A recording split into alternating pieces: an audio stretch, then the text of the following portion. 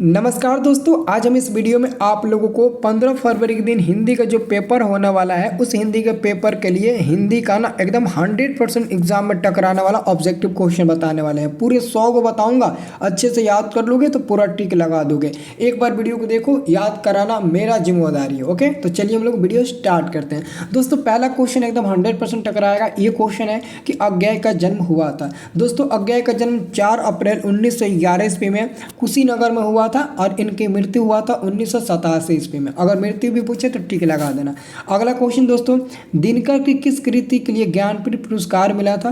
दोस्तों दूसरा का आंसर मिलेगा आपका ऑप्शन नंबर सी मिल जाएगा। आप लोग का दूसरा का आंसर क्या मिलेगा? ऑप्शन नंबर सी मिलेगा। इसे याद रखना, बहुत इंपॉर्टेंट है। दूसरा का आंसर आपका सी नंबर मिल जाएगा। ओके दोस्तों, अब दोस्तों अगला क्वेश्चन की मैं बात करूं तो अगला क्वेश्चन दोस्तों हमारा तीसरा नंबर है। तीसरा नंबर क्वेश्चन है, नौबत खाने में इबादत साहित्य की कौन सी विद्या है? दोस्तों नौबत खाने में इबादत साहित्य की कौन सी विद्या है? तो व्यक्ति चित्र है। दोस्तों आंसर आपका मिलेगा दोस्तों सी नंबर। दोस्तों मैं आप सभी को एक बात बताना चाहता हूँ, ज़्यादा दोस्तों ये इधर उधर मतलब ना बात बताना नहीं चाहिए। दोस्तों क्या होता है ना, जब आप लोगों का पेपर होता है तो पेपर के दिन आप लोगों को पता होता है ना, कभी कभी पेपर वायरल हो जाता है तो किसी का हाथ लग जाता है, किसी का हाथ नहीं लगता है। अगर मेरे यहाँ भी हाथ लगे ना तो आप लोगों को हेल्प करने की मैं कोशिश ज़रूर करूँगा 100%। लेकिन उसके लिए आप लोग हमारे व्हाट्सएप ग्रुप को ज्वाइन कर रखना। ऐसा हम हर एक बंदे के पास फ़ोन करके या फिर व्हाट्सएप तो नहीं कर सकते हैं, ऐसे दिक्कत हो जाएगी। आप हमारा व्हाट्सएप ग्रुप ज्वाइन कर रखना, ठीक है ना। वहाँ पर हम हो सकता है तो मदद कर देंगे आप लोगों को। तो डिस्क्रिप्शन बॉक्स में लिंक है, आप वहाँ से ना क्लिक करके आप हमारा व्हाट्सएप ग्रुप ज्वाइन कर रखना। लेकिन उससे पहले दोस्तों ये वीडियो लास्ट तक देख लेना ताकि ये याद हो जाए, क्योंकि दोस्तों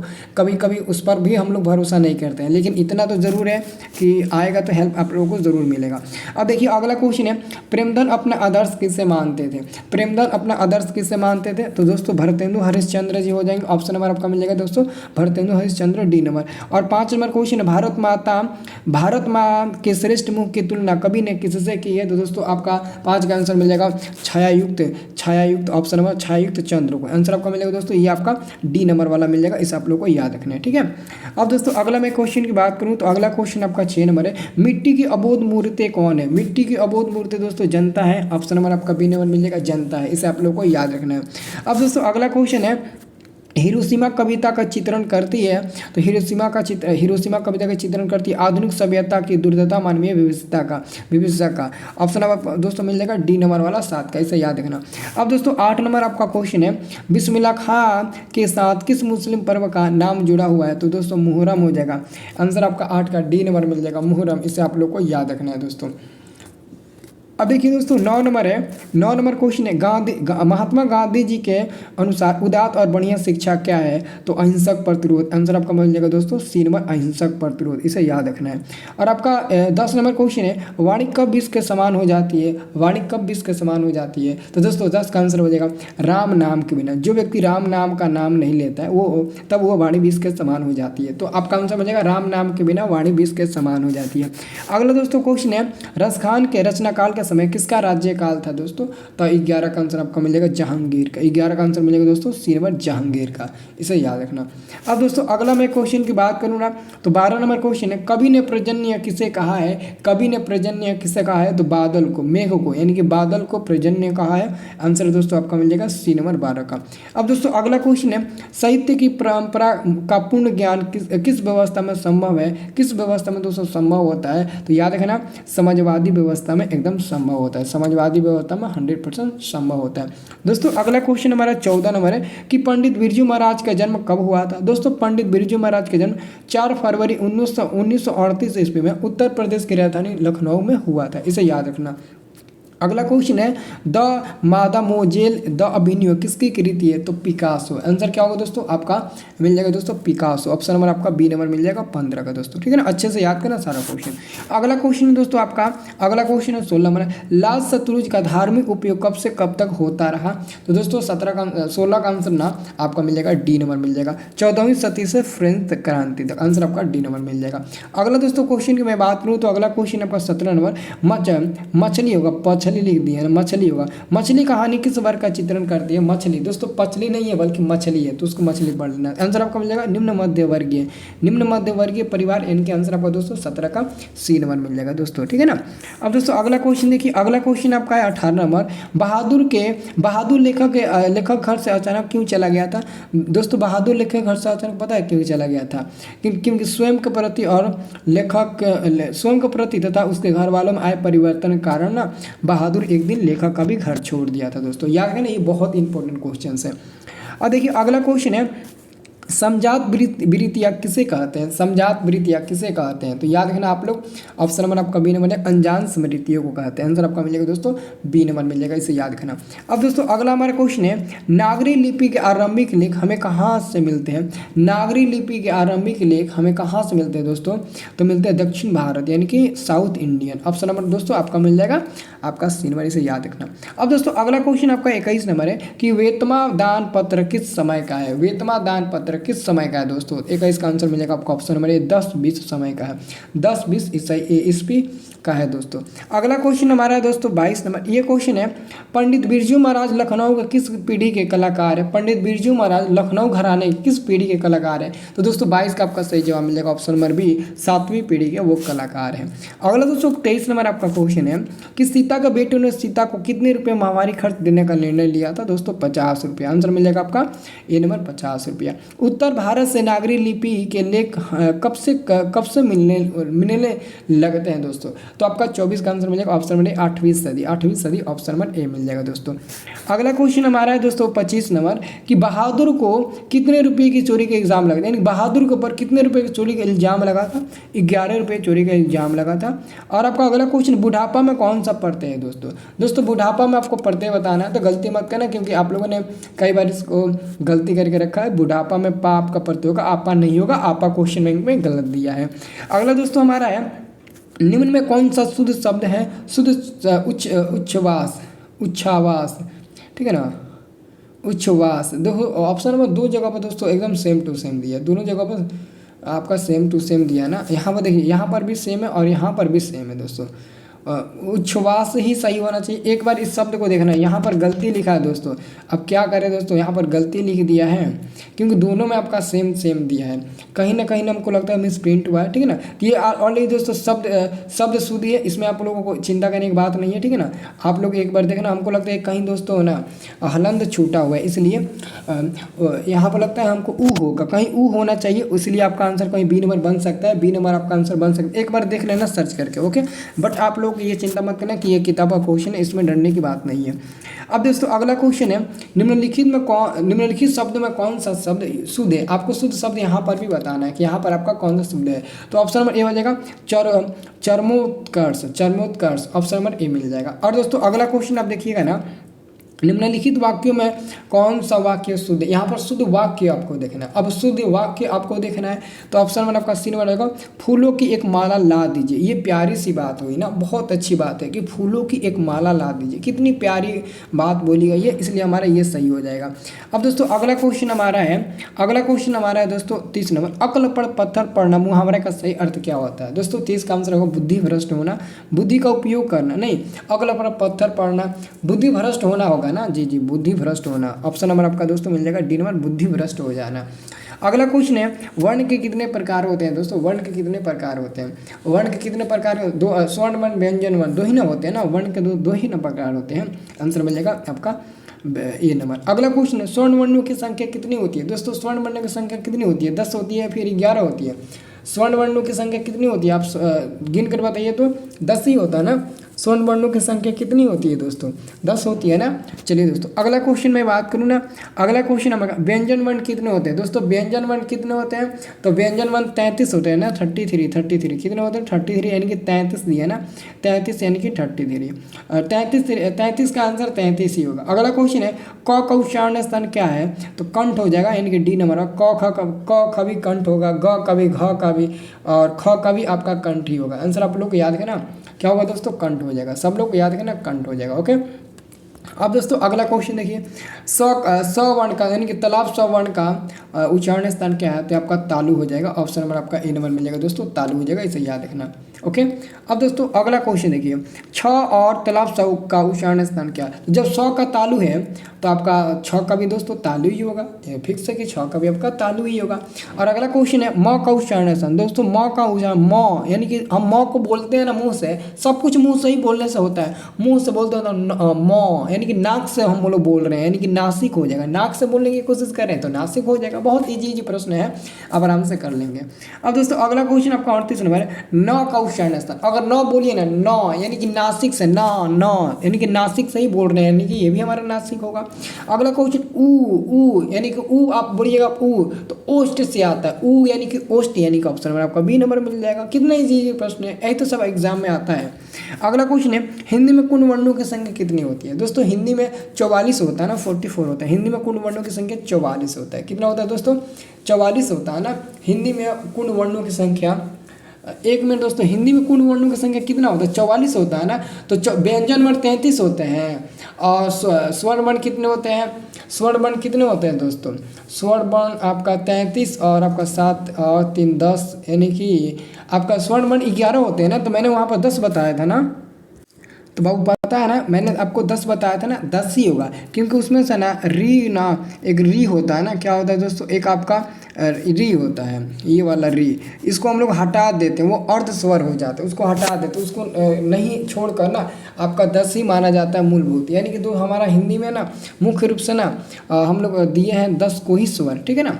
ऑलरेडी 10 होगा आपका स्वर, सही मैंने बताया था, वो सही है आपका, वही आप लोग याद रखना। अ का उच्चारण स्थान क्या होगा दोस्तों, अ। अगर आप अपने मुंह से अ बोलने की कोशिश करिएगा ना तो क्या आएगा, अ यानी कि किससे आएगा दोस्तों, कंठ से आएगा, कंठ। ऑप्शन नंबर आपका ये मिल जाएगा, कंठ। अगला क्वेश्चन, ल का उच्चारण स्थान। दोस्तों ल का उच्चारण स्थान क्या होगा, ल का। तो दोस्तों आपका ना ल है ना, हाँ जी ल है, तो ल का उच्चारण स्थान आपका ये मिल जाएगा दंत, यानी कि ऑप्शन नंबर ए ल यानी कि दंत से आता है। और दोस्तों अगला क्वेश्चन है 43 नंबर, ए और छोटा ए और बड़ा ए का उच्चारण स्थान क्या है दोस्तों। तो आपका मिल जाएगा 43 का, आपका 43 का आंसर क्या मिलेगा, बी मिलेगा या फिर सी मिलेगा। आंसर आपका मिलेगा डी नंबर मृदा हो जाएगा। ऑप्शन नंबर आपका डी नंबर मिल जाएगा 43 का। नहीं 43 का डी नहीं मिलेगा, एक मिनट छोटू, एक मिनट ए का कंठ होता है ना, और इसका बड़ा एक आपका तालु होगा, तो कंठ प्लस तालु होगा। ऑप्शन नंबर ए होगा बाबू, 43 का ऑप्शन नंबर ए होगा, कंठ प्लस तालु होगा, कंठ प्लस तालु हो जाएगा। अगला क्वेश्चन देखिए, अंगा का उच्चारण स्थान क्या है दोस्तों। अंगा का उच्चारण स्थान आपका नासिक मिल जाएगा, अंगा यानी कि नासिक मिल जाएगा। और अगला क्वेश्चन आपका 45 नंबर, ये क्वेश्चन, र का उच्चारण स्थान क्या है दोस्तों। र का उच्चारण स्थान क्या है दोस्तों, आप लोग को याद रखना है, र का उच्चारण स्थान आपका मृदा मिल जाएगा। ऑप्शन नंबर आपका डी नंबर मिल जाएगा, इसे याद रखना। अब दोस्तों अगला क्वेश्चन देख सकते हैं ना, अगला क्वेश्चन है तालाब सा का उच्चारण स्थान क्या है दोस्तों। तालाब सा का उच्चारण स्थान आप लोगों को याद रखना है। ऑप्शन नंबर आपका बी नंबर मिल जाएगा, मृदा। और अगला क्वेश्चन मुर्दा होगा। अगला क्वेश्चन है छोटी ई और बड़ी ई का उच्चारण स्थान क्या है। छोटी ई और बड़ी ई का उच्चारण स्थान आपका तालु मिल जाएगा, यानी कि आपका आंसर मिल जाएगा दोस्तों सी नंबर मिल जाएगा, तालु मिल जाएगा, इसे याद रखना। अब दोस्तों अगला क्वेश्चन है प और व का उच्चारण स्थान क्या होगा। प और व का उच्चारण स्थान क्या होगा दोस्तों। ऑप्शन नंबर ए हो जाएगा आपका दंत प्लस ओष्ठ हो जाएगा, दंत यानी कि प का दंत और वो का ओष्ठ हो जाएगा, क्योंकि वो को ओष्ठ से बोलने की कोशिश करते हैं ना। अब देखिए सूर्यदास में कौन सा संज्ञा है दोस्तों। सूर्यदास में आपको संज्ञा बताना है। तो दोस्तों सूर्यदास ना एक खास नाम है, एक खास व्यक्ति का नाम होता है, तो सूर्यदास यानी कि व्यक्तिवाचक मिल जाएगा दोस्तों। मैं अगर अगला क्वेश्चन की बात करूँ, स्थिर कौन सी संज्ञा, स्थिर कौन सी संज्ञा है दोस्तों। आपका 50 का आंसर मिल जाएगा, ऑप्शन नंबर बी भाववाचक हो जाएगा। क्या हो जाएगा दोस्तों, भाववाचक मिल जाएगा, यानी कि 50 का आपका आंसर मिलेगा बी नंबर, इसे याद करना, भाववाचक मिल जाएगा। सब लोग याद रखना 50 का आंसर क्या मिलेगा दोस्तों, आपका भाववाचक मिल जाएगा। ये बहुत इंपॉर्टेंट क्वेश्चन है दोस्तों। अगला मैं क्वेश्चन की बात करूँ तो ये हमारा क्वेश्चन बनता है, निराला की साहित्य साधना के रचनाकार कौन है। निराला की साहित्य साधना के रचनाकार दोस्तों कौन है, तो आंसर मिल जाएगा रामविलास शर्मा जी, रामविलास शर्मा जी। निराला की साहित्य साधना के रचनाकार कौन है, रामविलास शर्मा जी दोस्तों हो जाएंगे। अब देखो दोस्तों अगला क्वेश्चन है, रामायण की रचना किस भाषा में दोस्तों। रामायण की रचना किस भाषा में दोस्तों, संस्कृत में है ना दोस्तों, क्या है तो दोस्तों संस्कृत में है।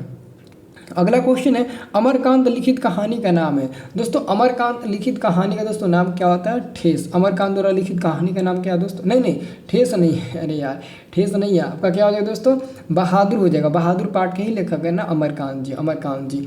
अब देखिए दोस्तों अगला क्वेश्चन है बहादुर का बाप कहाँ मारा गया था? दोस्तों बहादुर का बाप युद्ध में मारा गया था ना, वो युद्ध में मारा गया था बहादुर का बाप। और बहादुर नेपाल का रहने वाला था, ये भी पता होना चाहिए। द्विवेदी जी ने किससे पूछा था? द्विवेदी जी से किसने पूछा था कि नाखून क्यों बढ़ते हैं? दोस्तों एक लड़की ने पूछा था, एक छोटी लड़की ने 1000% द्विवेदी जी से पूछा था कि नाखून क्यों बढ़ते हैं। अब दोस्तों अगला क्वेश्चन हमारा है नागरी लिपि शीर्षक पाठ साहित्य की कौन सी विद्या है? दोस्तों नागरी लिपि की बात करें ना तो नागरी लिपि हमारा निबंध होता है। क्या होता है दोस्तों? निबंध होता है, इसे आप लोग को याद रखना है। अगला क्वेश्चन आपका है स्वदेशी शीर्षक पाठ के रचनाकार कौन है? स्वदेशी शीर्षक पाठ के रचनाकार है प्रेमधन। प्रेमधन यानी कि फुल नाम बद्री नारायण चौधरी प्रेमधन, इसे याद रखना, डी नंबर वाला आंसर मिल जाएगा। अगला क्वेश्चन है रेनर मारिया रिल्के किस भाषा के कवि है? रेनर मारिया रिल्के किस भाषा के कवि है? तो जर्मन भाषा के, क्योंकि इनका जन्म जर्मनी में ही हुआ था।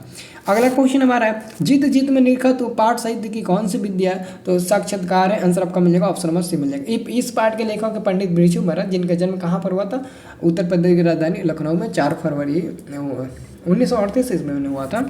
अब देखिए दोस्तों अगला आपका क्वेश्चन है शंभू महाराज बिरजू महाराज के कौन थे चाचा जी थे?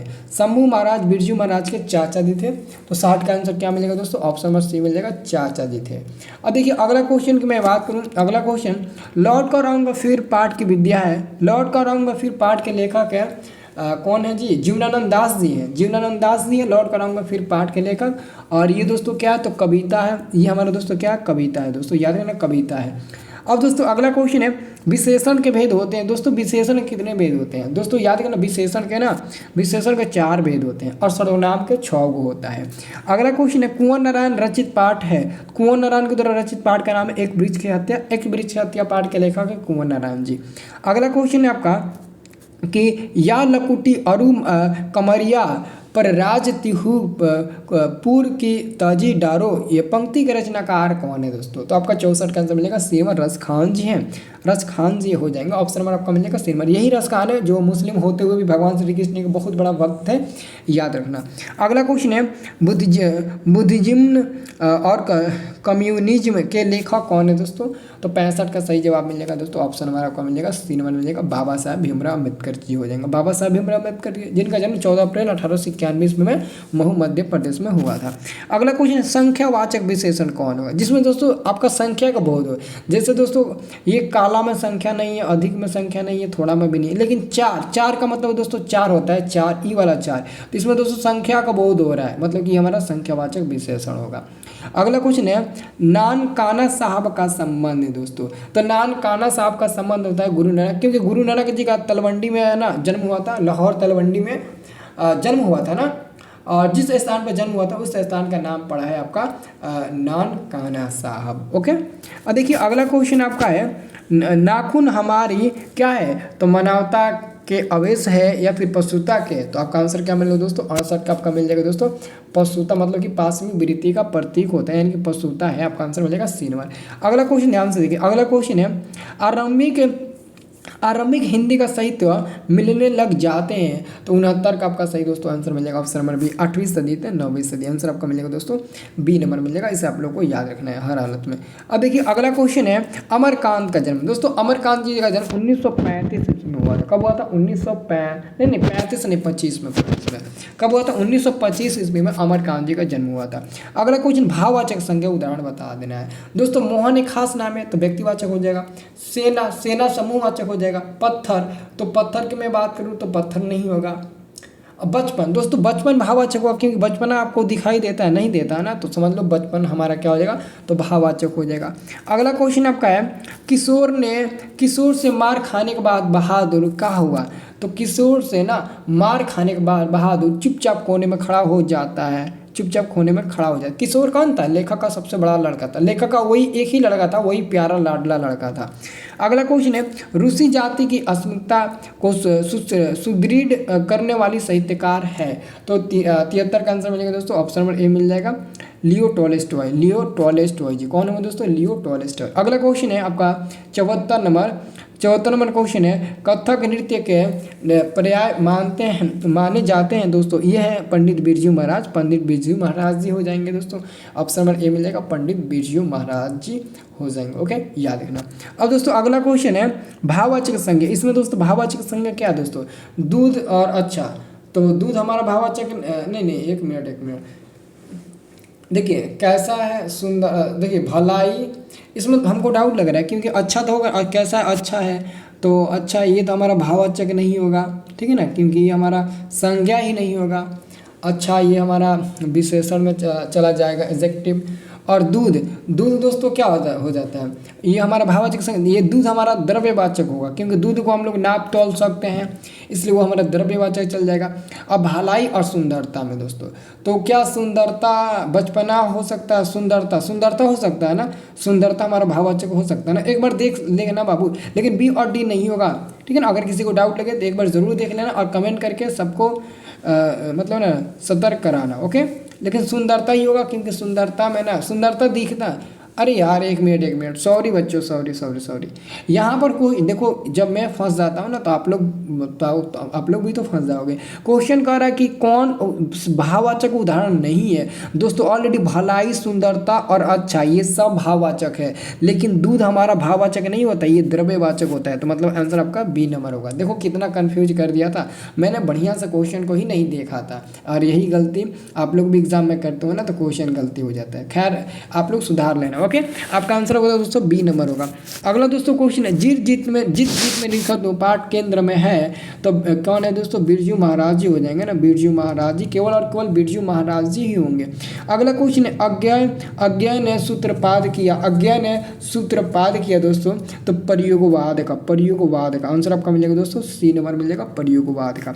अगला दोस्तों क्वेश्चन है, स्वर संधि का उदाहरण दोस्तों बताइएगा। स्वर संधि का आपको उदाहरण बताना है, सबको याद करना। स्वर संधि का उदाहरण आपका डी नंबर मिलेगा, उपयुक्त तो सभी हो जाएगा, सभी आपका स्वर संधि का उदाहरण हो जाएगा। मदन दोस्तों किसका बेटा है, तो किरानी का बेटा है, और किरानी वाला का नाम क्या था, गिरधारलाल, जो सेन साहब के यहाँ किरानी का काम करते थे। आंसर याद रखना दोस्तों, किरानी का वो बेटा है। अगला क्वेश्चन, अन्य पुरुष के भेद होते हैं दोस्तों। अन्य पुरुष के भेद इसमें कौन है दोस्तों, अन्य पुरुष किसके भेद होता है दोस्तों, संज्ञा का नहीं होता है, विशेषण का होता है, नहीं पुरुषवाचक सर्वनाम का होता है ना, किसका होता है दोस्तों, पुरुषवाचक सर्वनाम का वो भेद होता है। आंसर आपका मिलेगा दोस्तों डी नंबर।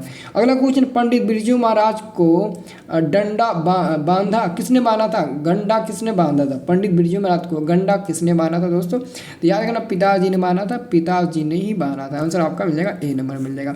अगला क्वेश्चन, लौट कर आऊंगा फिर पाठ के लेखक है जीवनानंद दास। आंसर आपका मिल जाएगा दोस्तों डी नंबर मिल जाएगा, जीवनानंद दास जी हो जाएंगे। अगला क्वेश्चन है, जापान पर बम गिराया था, अमेरिका ने बम गिराया था, जापान के हिरोशिमा पर अमेरिका ने ही तो बम गिराया था। अब दोस्तों अगला क्वेश्चन है, रोन नदी है, रोन नदी दोस्तों कहाँ, ये क्वेश्चन बहुत इंपॉर्टेंट है, ये याद रखना दोस्तों। रोन नदी फ्रांस में स्थित है, ठीक है ना। रोन नदी ये कहाँ पर स्थित है दोस्तों, ये फ्रांस में स्थित है, ये इसे याद रखना। द्विगु समास नहीं है दोस्तों, इसमें द्विगु समास बता देना दोस्तों। जिसमें संख्या का बहुत हो ना वो द्विगु समास होगा, जिसमें संख्या का बहुत नहीं होगा वो हमारा द्विगु नहीं होगा। तो त्रिलोक का मतलब होता है 3, शताब्दी का मतलब होता है 7, ठीक है ना, नवरत्न का मतलब होता है 9। तो यहाँ पर सब में संख्या का बहुत हो रहा है, लेकिन बी नंबर में भाई बहन में संख्या आ रहा है, नहीं आ रहा है ना, भाई बहन में योजक चिन्ह लगा हुआ है, तो भाई बहन हमारा द्वंद्व समास हुआ है, इसलिए हम कह सकते हैं कि बी नंबर वाला हमारा द्विगु समास नहीं होगा। अगला क्वेश्चन है, लेखक अपने पिता से मछली क्यों मांगना चाहता था, लेखक अपने पिता से मछली क्यों मांगना चाहता था दोस्तों, तो आप लोग बता देना, कुएं में पालने के लिए। लेखक अपने पिता से नहीं, लेखक अपने पिता से मछली क्यों मांगना चाहिए, खाने के लिए या फिर कुएं में पालने के लिए। कुएं में पालने के लिए तो संतु ने कुएं में मछली को पालना चाहता था जी। इस क्वेश्चन को एक बार देख लेना, खाने के लिए ना, लेखक मछली कौन खाता था, पिताजी, लेखक अपने पिता से मछली क्यों मांगना, पिताजी मछली खाते थे ना, हाँ सही है जी, सही है। अगला क्वेश्चन है, कविता नहीं है, इसमें कौन कविता नहीं है दोस्तों, कविता कौन नहीं है दोस्तों, शिक्षा और संस्कृति आपका कविता नहीं है, शिक्षा और संस्कृति कविता नहीं है, ये महात्मा गांधी द्वारा लिखा गया पाठ है। अगला क्वेश्चन दोस्तों, मोहारा नदी शहर से दूर थी 2 मील या फिर 3 मील, तो दोस्तों इसका आंसर हो जाएगा 3 मील, आपको याद रखना है 3 मील दूर थी। 88 का आंसर दोस्तों मिल जाएगा सी नंबर। अब दोस्तों अगला क्वेश्चन है, राजदूत में है, राजदूत में कौन सा समास है दोस्तों? तो तत्पुरुष समास हो जाएगा, ऑप्शन नंबर ए मिलेगा, तत्पुरुष समास हो जाएगा। अगला क्वेश्चन, अभिनयो डैश डैश नदी के किनारे अवस्थित है। तो दोस्तों आंसर अभिनयो रोन नदी के दूसरी तरफ स्थित है, रोन नदी के ये दूसरी तरफ स्थित है। और रोन नदी कहाँ पर है? तो दोस्तों फ्रांस में है, इसे याद रखना आप लोग। अगला मैं क्वेश्चन की दोस्तों बात करूँ तो अगला क्वेश्चन हमारा है, गिरधर लाल है तो मदन का पिता है ना, मदन के पिताश्री का नाम था गिरधर लाल, आंसर आपका मिलेगा दोस्तों सी नंबर मिल जाएगा। अगला दोस्तों क्वेश्चन है, संतु डैश डैश के मारे कहाँ पर आता? दोस्तों संतु ठंड के मारे कहाँ पर आता? यानी कि 92 का आंसर दोस्तों मिल जाएगा, ऑप्शन नंबर आपका ए में मिलेगा, ठंड के मारे कहाँ पर आता। 93 नंबर क्वेश्चन, बहुब्रीहि समास में दोस्तों बहुब्रीहि समास में क्या होता है? तो याद रखना बहुब्रीहि समास में कोई भी पद की प्रधानता नहीं होती, वहाँ पर कोई भी पद प्रधान नहीं होता है। आंसर आपका मिलेगा दोस्तों डी नंबर मिलेगा, इसे याद रखना। अब दोस्तों अगला क्वेश्चन आपका है 94 नंबर, मैक्स मुलर के अनुसार सर्वाधिक संपदा और प्राकृतिक सौंदर्य से परिपूर्ण देश माना है तो भारत को दोस्तों माना है। कमरुद्दीन का जन्म हुआ तो दोस्तों बिहार के डुमराव में हुआ था, बिहार के डुमराव में कमरुद्दीन का जन्म हुआ था। बिस्मिल्लाह खां का ही नाम है ना असली कमरुद्दीन, तो उनका जन्म बिहार के डुमराव में हुआ था दोस्तों, इसे याद रखना है। अब दोस्तों मैं अगला क्वेश्चन की बात करूँ तो अगला क्वेश्चन व्यंजन संधि का उदाहरण नहीं है। कौन व्यंजन संधि का उदाहरण नहीं है दोस्तों? तो यहाँ पर ध्यान से देखना, वागीश, जगन्नाथ और ये हमारा ना व्यंजन संधि है, बट ये नहीं है। पुनर्जन्म आपका व्यंजन संधि का उदाहरण ये नहीं होता है। अगला क्वेश्चन है, बिस्मिल्लाह खां के परदादा उस्ताद सलाद हुसैन खां डैश डैश निवासी थे, तो ये भी डुमराव के ही होंगे ना, ये भी डुमराव के ही ना होंगे। आंसर आपका मिलेगा दोस्तों डुमराव, आंसर आपका मिलेगा ऑप्शन नंबर ए। अगला दोस्तों क्वेश्चन आपका है 98 नंबर, ये क्वेश्चन है, मछली कहानी के लेखक कौन है? विनोद कुमार शुक्ला जी, मछली कहानी के लेखक है विनोद कुमार शुक्ला जी। अगला क्वेश्चन, धर्मात्मा का संधि विच्छेद क्या होगा दोस्तों? धर्मात्मा का संधि विच्छेद क्या? धर्म प्लस आत्मा, धर्म प्लस आत्मा, ऑप्शन नंबर ये मिल जाएगा दोस्तों डी नंबर वाला, धर्म प्लस आत्मा। और दोस्तों अगला आपका क्वेश्चन है कि जन्म से ही पागल थी, तो मंगू जन्म से ही पागल थी दोस्तों, मंगू जन्म से ही पागल थी, यानी कि आंसर आपका मिल जाएगा दोस्तों सी नंबर। 100 क्वेश्चन करा दिया ना, इसको एकदम रट जाना, ये 100% दोस्तों टकराने वाला क्वेश्चन है और उम्मीद करते हैं ये आप लोग जरूर याद करोगे और याद भी कर लिए होंगे।